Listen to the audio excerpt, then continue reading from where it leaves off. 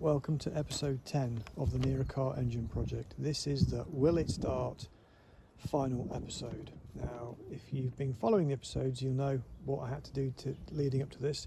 If you haven't, there are actually 10 episodes leading up to this. Episode 1 was all about the engine, how I got it, what was missing, what I needed to do.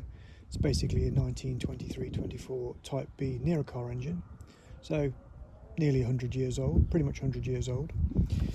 Episode 2, I had to make this framework. This is the cradle that the engine sits in. I need that to strip it and also to start it. Didn't come with that, of course.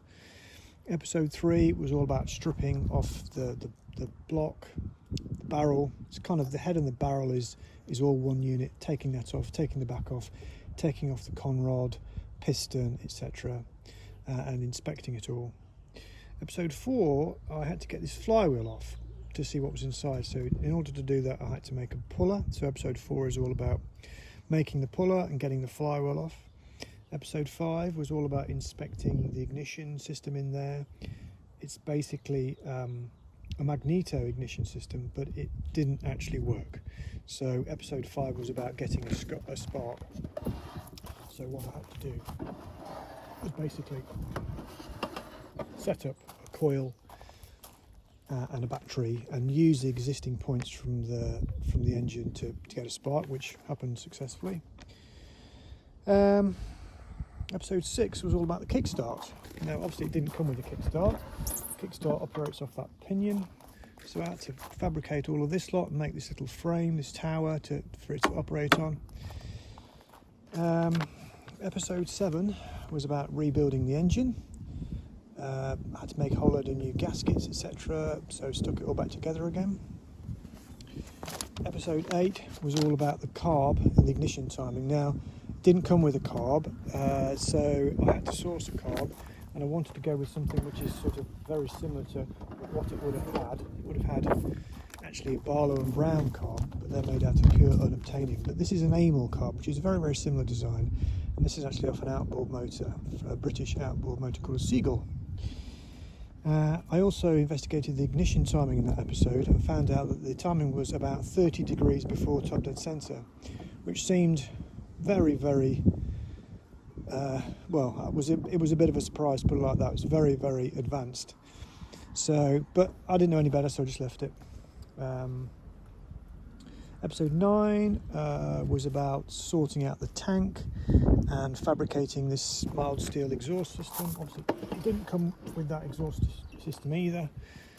It didn't come with any of this, so I had to make that. And this is off a Seagull outboard motor, so very much in keeping with the whole period feel. 9.5 was the final fettle, I suppose. I painted everything. I made this wooden bench, wooden platform, and I made the battery box and connected it all together.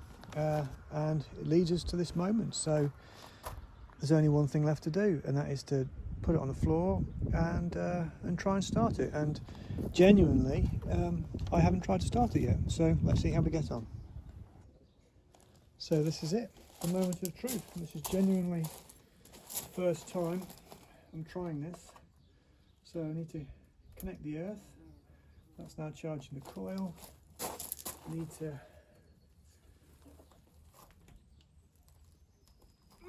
switch the fuel on. Give it a little bit of throttle.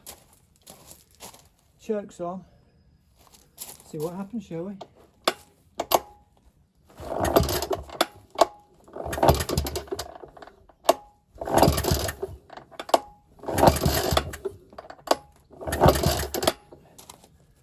Bit more fuel, bit more throttle.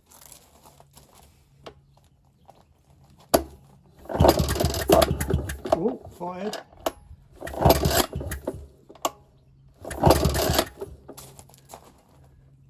Bit more throttle, bit of a squirt.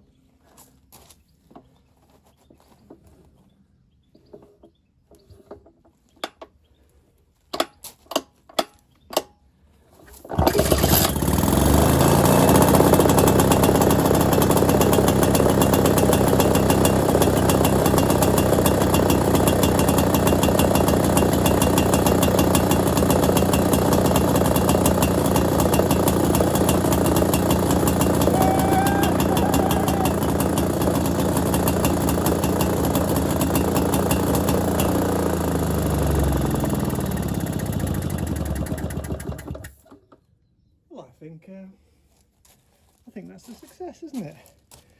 My throttle started to wiggle around there. Well, it worked. Who would have thought? And that's about it. I'll have another little play with it, I think, but mission accomplished. I hope you enjoyed the whole story. Tune in to the next project, whatever that might be. Probably bigger, probably faster. Ooh, who knows? Tune in.